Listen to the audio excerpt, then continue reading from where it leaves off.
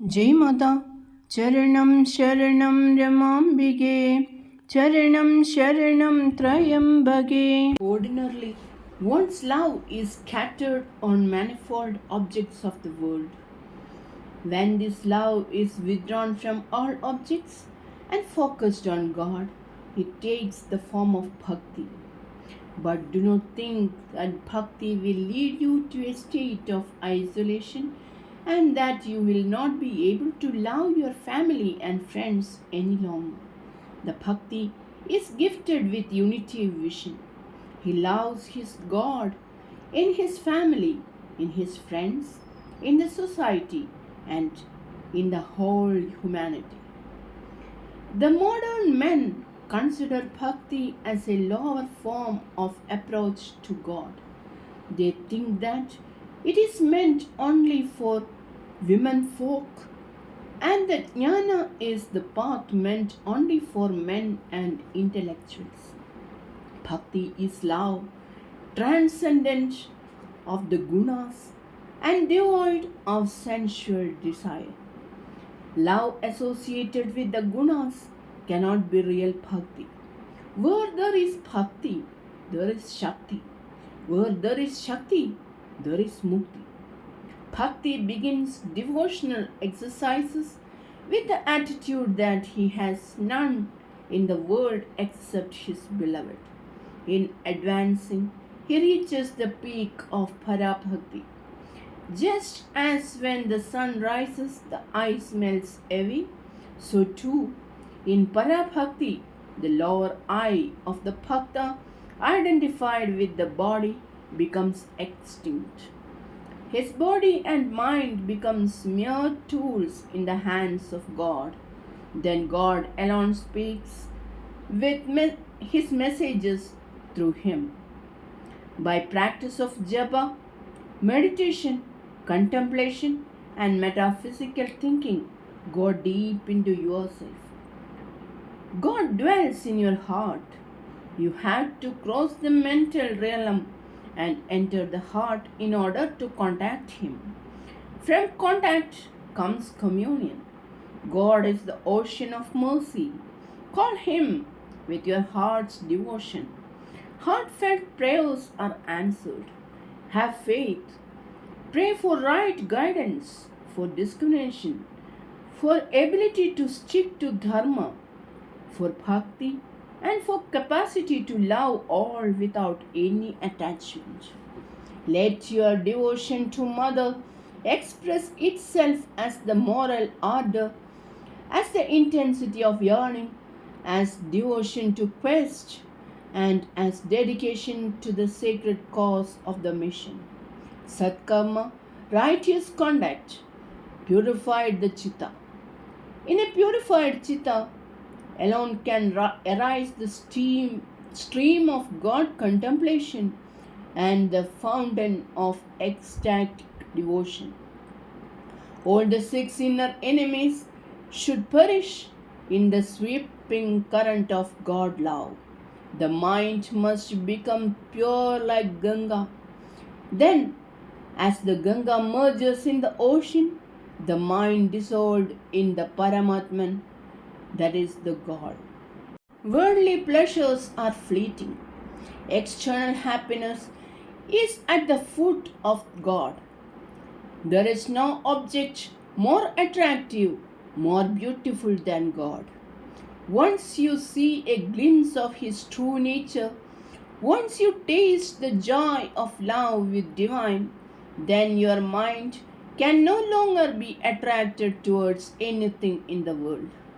Knowing from the Guru the nature of self and one's kinship with Paramatman, the jiva must develop taintless, nishkalanga, chaste, avyabhicharini, desireless, nishkam, and exclusive, ananya bhakti to Paramatma.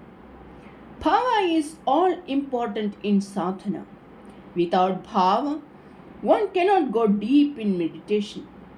Bhakti, being unselfish love for God, arises from awareness of one's own real nature and one's kinship with the Supreme. Bhakti is thus super sensuous, single minded absorption in ecstatic love for God. In the perspective of wisdom, it is Atmanusandhana. Bhakti is not a lower order of sadhana. Bhakti is profound love for God and hence the fruit of all disciplines.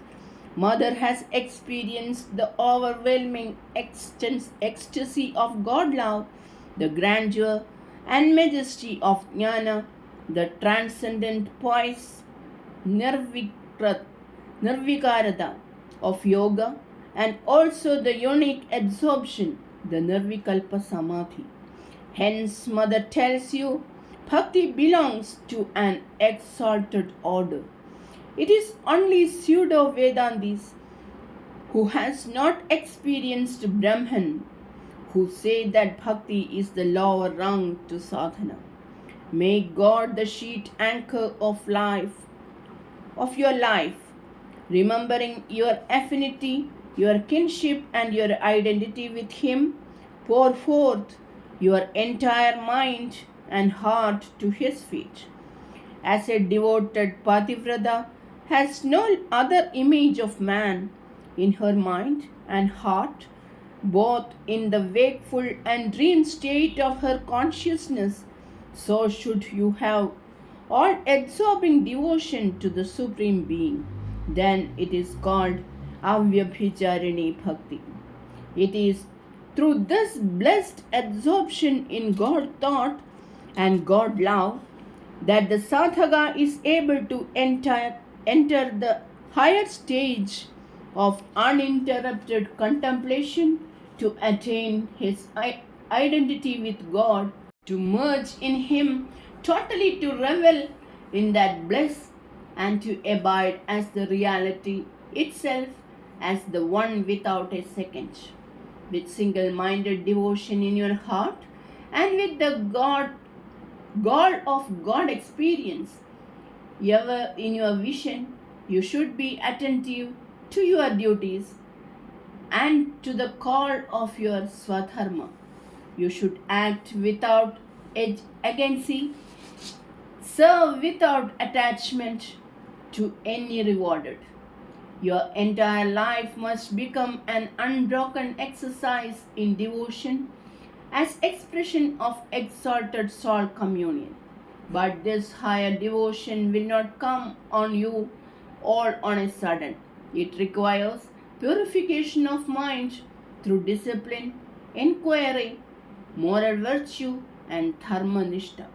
Absence of desire, absence of anger, and absence of ego, these together constitute the sublime state of a devotee's mind immersed in God contemplation. Yogis may get angry and curse, but have you ever heard of a single instance of a devotee getting angry or cursing anybody? Humble to the core, peaceful in nature, perceiving the beloved in his heart and in the heart of all, he blesses even his oppressors. That is the glory of Bhakti. Bhakti is not blind.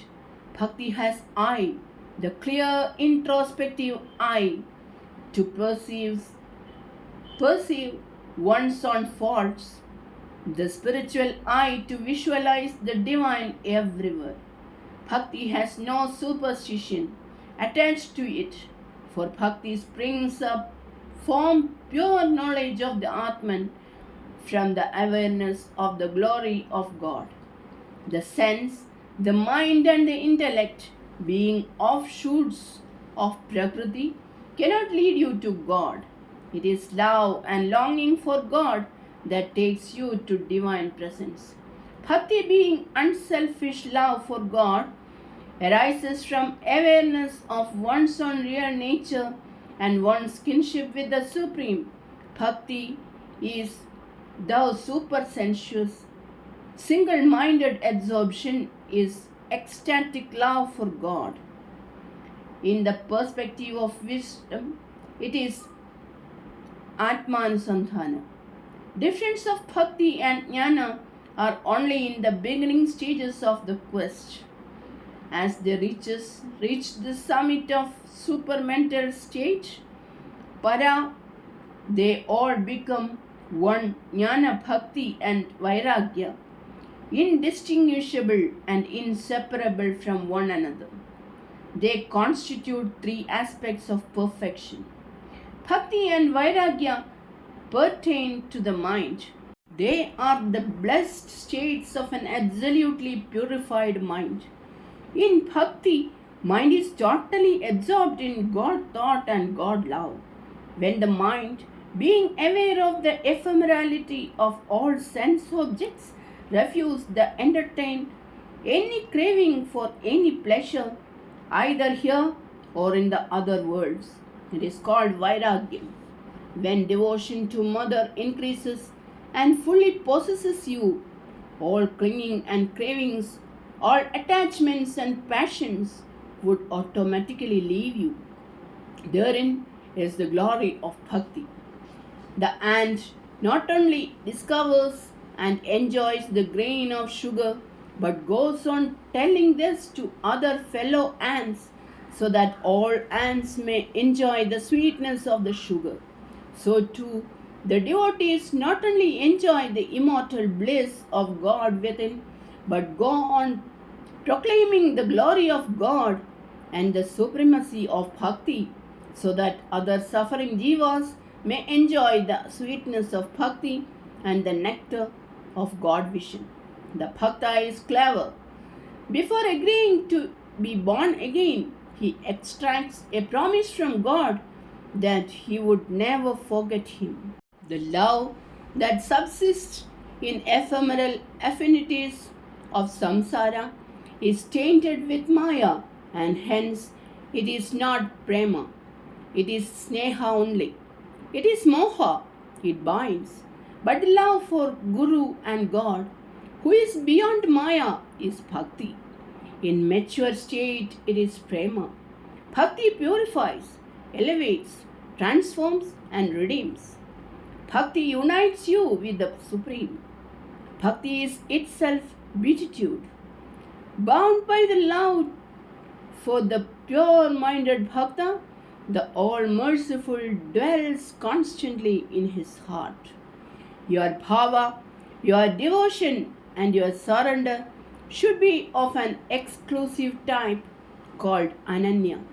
Ananya means na anya, other than you, O Mother Divine. I have none else to think of, none else to love, none else to guide me, none else to save me here and hereafter. This bhava is called ananya bhava. The bhakti arising from this bhava is called ananya bhakti. It is this bhava and bhakti that takes you to the peak of para bhakti and para jnana. The ignorant mistakes of dasya bhakti for slavery. Dasya is not servitude. It signifies climax of surrender, a loftier spiritual state of egolessness and absence of will. The perfect devotee lives in the Advaitic consciousness. This prajna is established in God and His glory. Liberated from the thraldom of desire, he rejoices only in loving God. His action is without agency. He has no selfish motive. His devotion is an outflow, an expression of the unity of consciousness. Differential awareness, Bheda Buddhi, is absent in him. His loyalty to Ishtadevata proclaims the supremacy of exclusive bhakti, bhava, and surrender, ananya. Sharanam Sharanam Ramambige, Charanam Sharanam Trayambage, Jai Mata.